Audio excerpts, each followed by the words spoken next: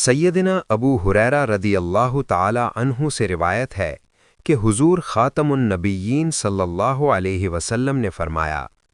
کہ حضرت داؤد علیہ السلام کے لیے تلاوت کو آسان کر دیا گیا، چنانچہ آپ علیہ السلام جانوروں پر زین ڈالنے کا حکم دیتے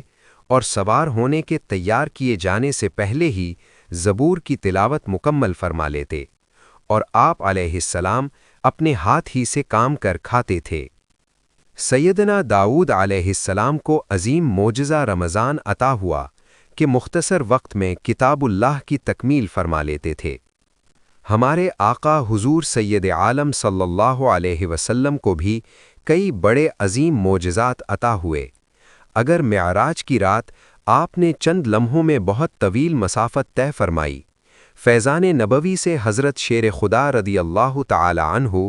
اور دیگر اولیاء کرام علیہم الرحمہ کو اعجاز بخشا گیا کہ وہ سوار ہوتے ہوئے یا طواف کعبہ کرتے کرتے مکمل قرآن پاک کی تلاوت کر لیتے تھے۔